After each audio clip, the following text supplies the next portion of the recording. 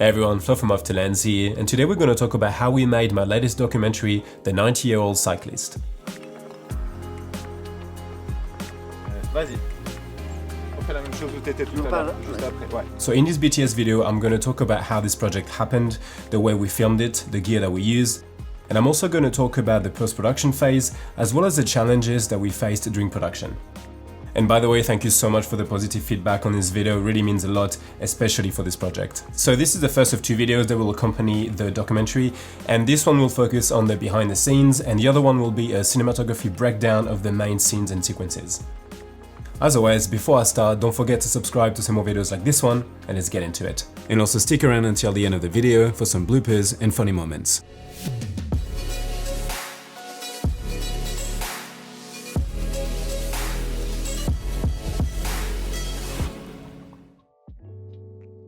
Also, before I start, apologies for my voice. I've been sick on and off for the past few weeks.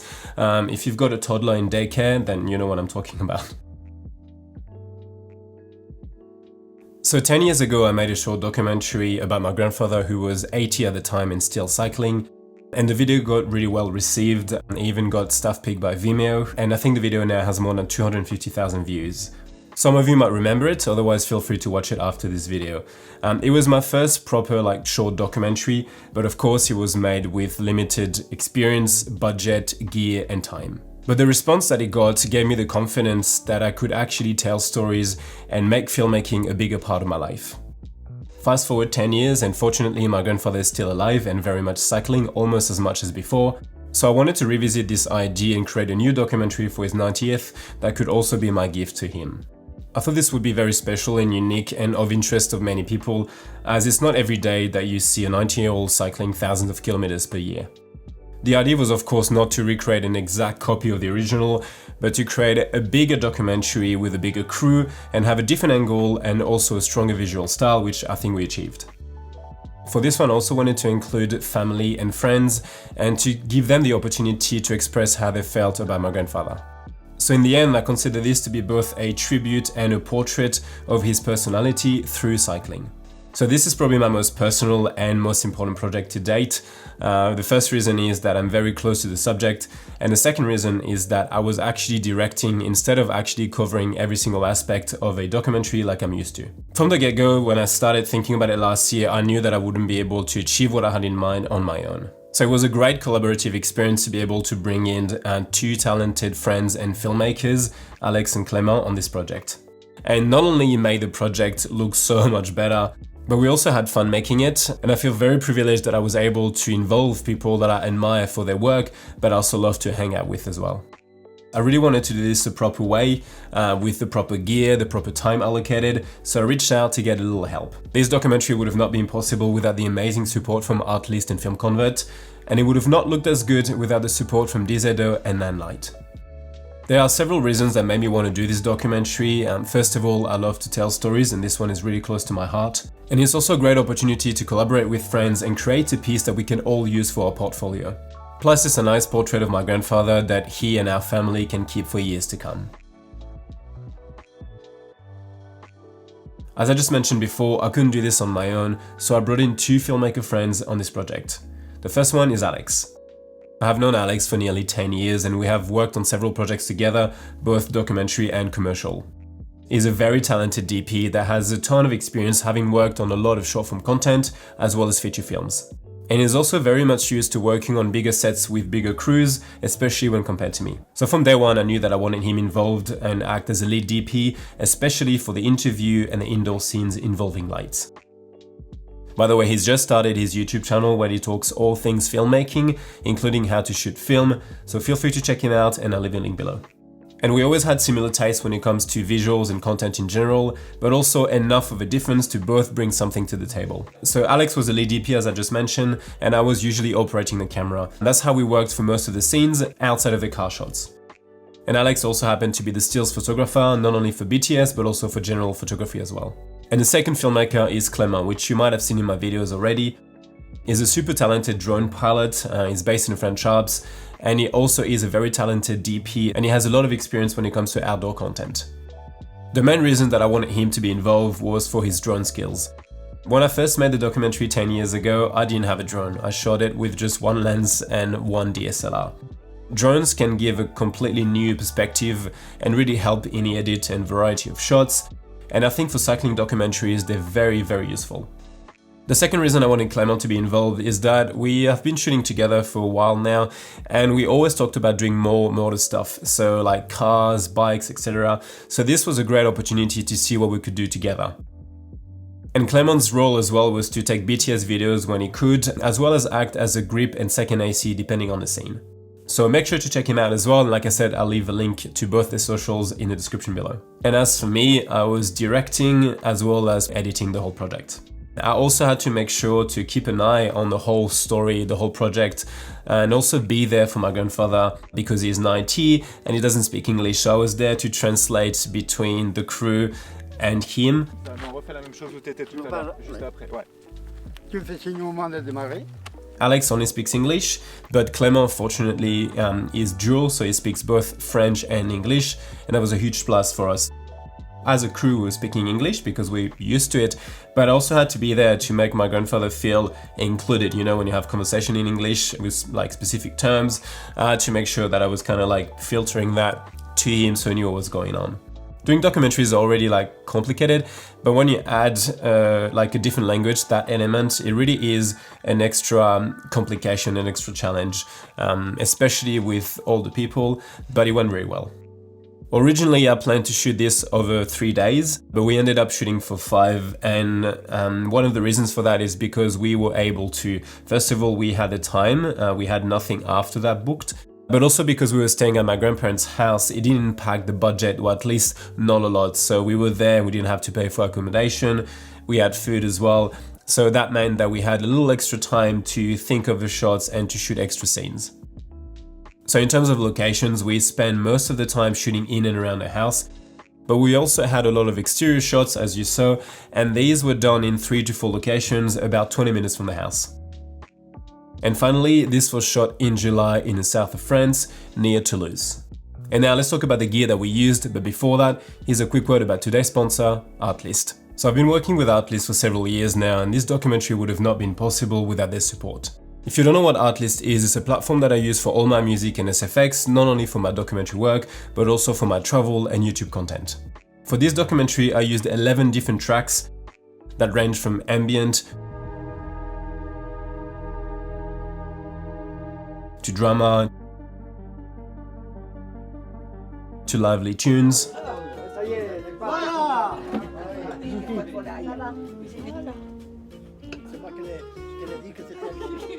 and multiple SFX such as elements and bike-focused sound bites.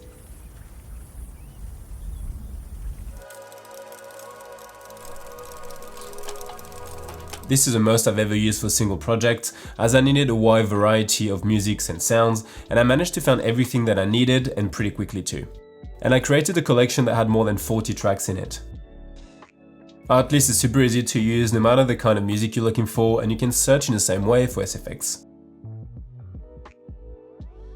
And they offer different plans depending on if you're looking for music and SFX, or footage or templates, or all of it.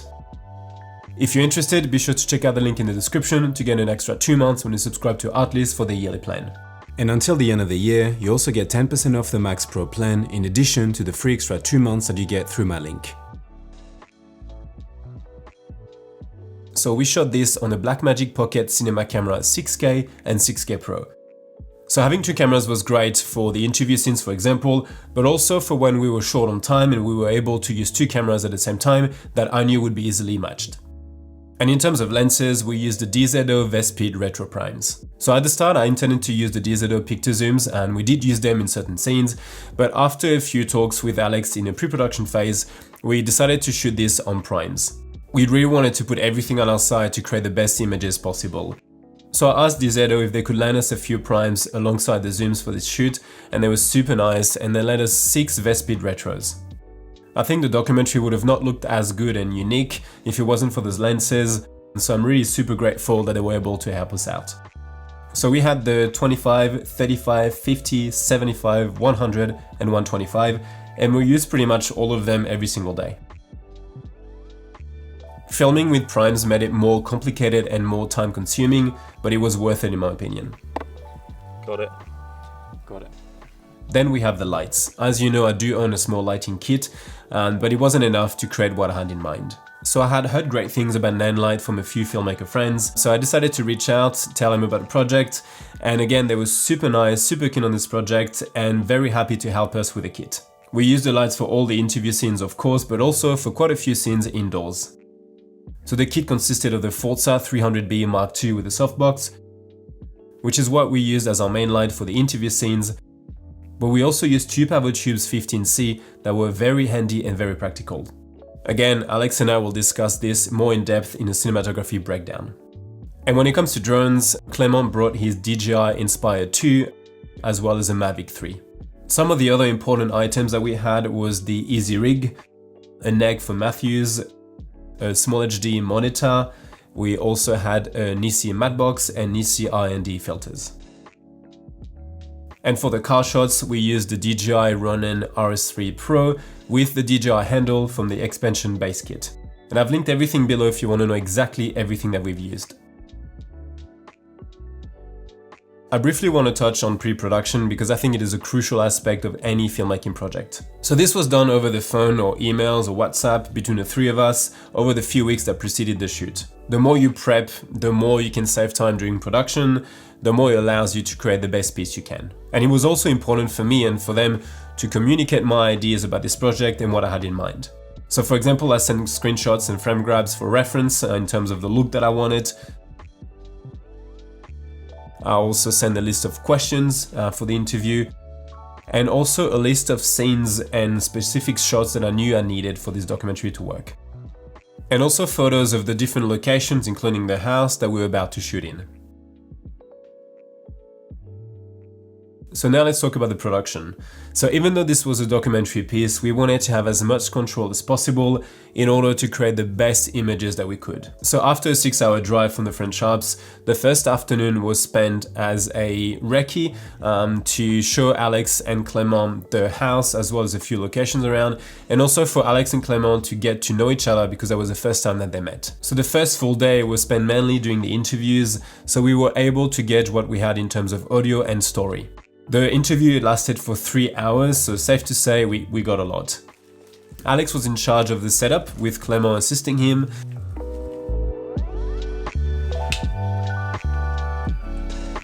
Yep.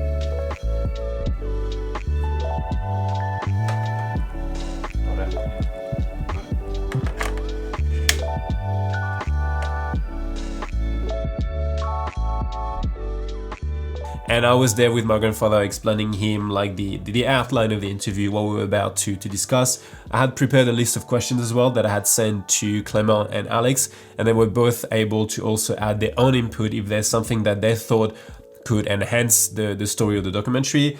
And we were sitting, the three of us, together behind the cameras, and sometimes we were also using our phones to kind of like add a few words, a few questions, or depending on how the story was going or how the question was answered, we could all kind of like stop, have a small conversation, and then just start again on a new topic, for example. So Marl was also there to communicate with my grandfather, but also to make sure that both Alex and I were happy with the frames. 60 ans, 90 ans, est-ce que... Pour moi, oui. Pour moi, oui. Tu vois, les années passent. Once the interview was done, we actually stayed in the same spot to get a few shots of my grandfather working in his workshop, tinkering with his bike, cleaning it, because the lighting setup was pretty much there and done.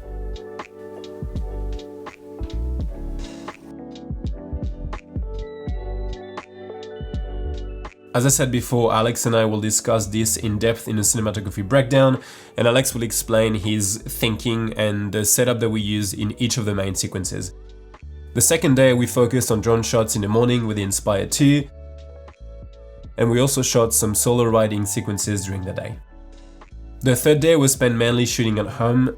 That includes the scenes in the garden, the one in the room, but we did go out at sunset to film some riding scenes as well. During the fourth day we shot the morning sunrise scene near the windmill, which took quite a while, about like 2 or 3 hours. Vas-y.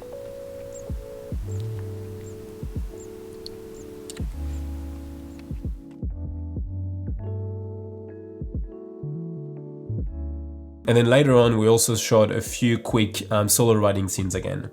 The last day, we spent the morning filming the group sequence, the riding sequence, which includes the cafe scenes, getting ready, actual riding. Then we went back to the house at lunch to film the lunch sequence, which was quite hard in terms of the temperature, but also how long it took and how many people we had. Encore plus près si tu veux. Oui, ah je peux. Encore plus près. Encore. Il va dépendre de la nuque.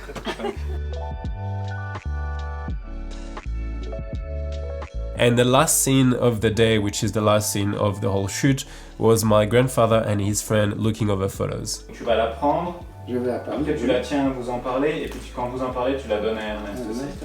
Est-ce que tu peux la donner à Ernest? Je pense que les...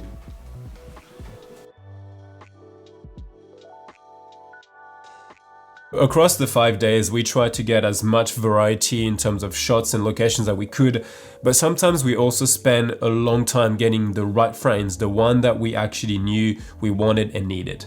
And it also took a bit of time to get used to work as a team. We had never worked, I had worked with Alex and with Clement, but we've never worked together. So it took a while to get used to it, but it went really well. I think the hardest part was the communication during the car scenes between the three of us. We all had different ways of making documentaries. So during the car shots, Clement was driving, Alex was with the gimbal, and I was responsible for focus pulling and the framing. And throughout the shoot, Alex was very good at communicating, both in terms of the intention, either what he wanted out of the scene or asking what we wanted. And that's thanks to his experience working on bigger sets with bigger crews. So now I want to discuss some of the challenges that we faced. First of all, we had to remind ourselves that we were filming a 90-year-old person. I'm used to him, obviously, he's my grandfather, he's very healthy, he's very fit, but even though it doesn't look like it, he's still 90, so we couldn't ask him to ride like 5 hours per day, for example. Secondly, we happened to shoot right in the middle of summer in France. In the south of France or southwest of France, it gets pretty hot. We actually had part of a heat wave during the shoot. So it was about like, I think we had 2 days over 34, 35 degrees. So that meant that we couldn't shoot during the day. Summer also means very long days with early sunrises and very late sunsets. So the days were actually pretty long. I think on average we started around 7 and finished around 10, and that's before backing up. One of the other challenges that we faced is that Alex and I didn't get a lot of time with the lenses before the shoot. There was an issue with shipping, nothing to do with DZO, it's just the way that things are happening in Europe and in France specifically. We actually got the lenses only a day or two before the shoot, before driving there. So we had very minimal time to test them. Obviously I was used to the DZO pick to zooms, but the Vespid retros are very different and I've got loads of character. But yeah, we didn't have a lot of time. We only spent maybe like just a couple of hours changing the mounts and just doing a very few short tests. And for me, the biggest challenge, aside from making sure that we had everything that we needed, was to relinquish some of that control that I have when I do my own projects. Like I said before, when I do my own documentary projects without anyone else, it's just me, so I have control over everything and I can decide of the cinematography. I don't have to ask questions, I don't have to entertain someone else's opinion. So for me at first that was a bit hard, and even though I had final say over the image or everything that was happening, it went really well and it was a real collaborative effort, and it was great to see Alex work as a DP or Clement doing his thing with his drones and the thought process behind all of it. And I think over 5 days, I think for 3 people, we created something that was great and exactly what I had in mind. So I'm really thankful for that. Post-production was definitely the hardest part on this project for several reasons. So first of all, this is such a personal project for me that it can be very hard to take a step back and distance myself from it. We also shot a huge amount of footage with hours of footage, hundreds of files, and it took me 3 days to go over it properly and an extra 2 days just to make selections. And we shot all of that in 6K RAW, including the interviews, so that made it quite hard for me in terms of storage when I was back at home. It was also quite tricky for me because I actually started only editing this 3 months after we shot it, so it took me a while to kind of like fully dive back into it, which sometimes can actually be a good thing. I also realized as I was going through the footage that we had made a few mistakes, which is fairly normal. because we were trying to do so much and we focused so much on like the story and the images. So for example, some of the clips did not have audio, so thankfully I could rely on the SFX from Artlist.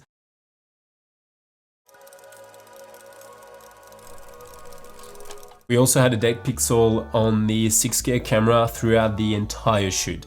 None of us saw it on the monitor, reviewing footage, none of it. It wasn't really a problem on the moving scenes, but on the interview scenes you could really see it.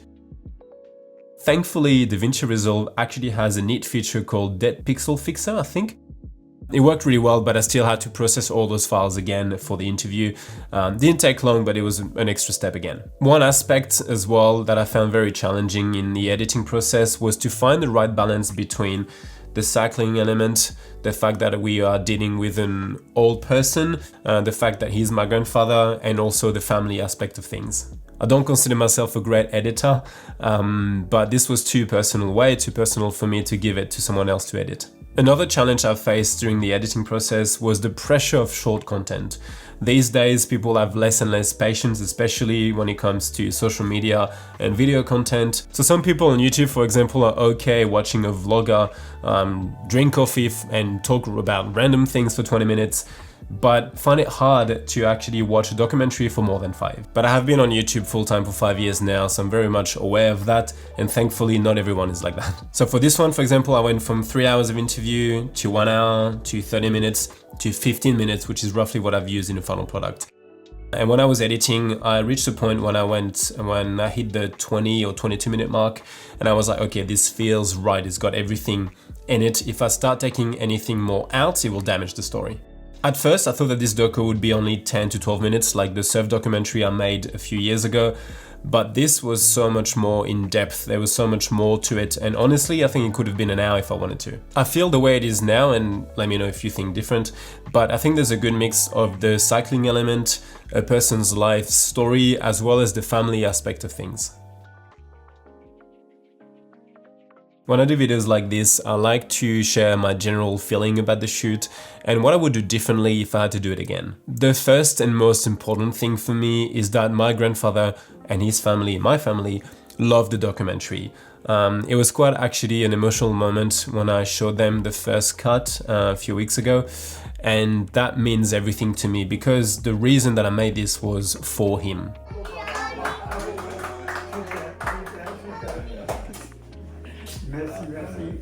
For me, at the core of it, this is for my grandfather and he loves it, and that's what matters to me. And aside all the technical or kind of like the filmmaking aspect of things, at the core of it, there is a story that I wanted to tell, and we did it the way that I wanted to do it, and he really loved it. So yeah, that's what matters to me. I'm really proud of what we made, and I'm so thankful and grateful that I was able to bring in both Alex and Clement on this project as well with me.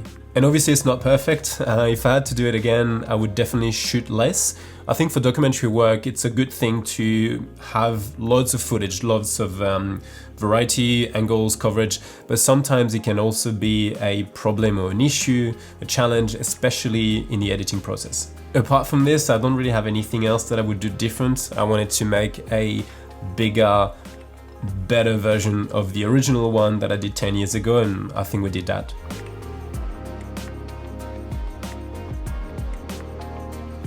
This was the first time ever that I approached the same story twice. It was definitely a challenge, but I'm glad that I decided to do it. And I also want to thank again Artlist and the other sponsors for allowing me to make this the way that I wanted to make it. That's it for me for today, guys. Hopefully you found this video to be both interesting and helpful. Let me know if you have any other questions, and like I said, stay tuned for the cinematography breakdown. Also, make sure to check out both Alex's and Clement's socials, and as always, thanks for watching, and I'll see you in the next one. Bye. Yo, this is for video, right? Yeah. Be on the right side. No, be on the left. Be on the right. Be on the right side.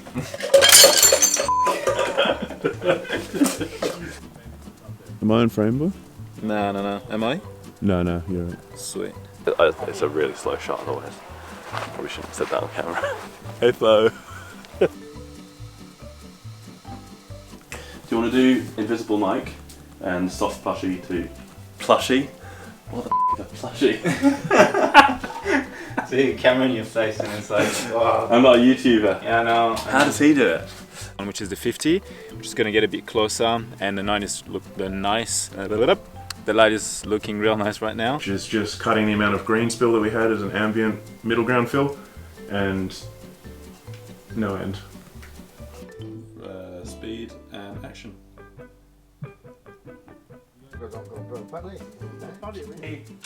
La bonne femme m'a donné la pièce pour... Hein?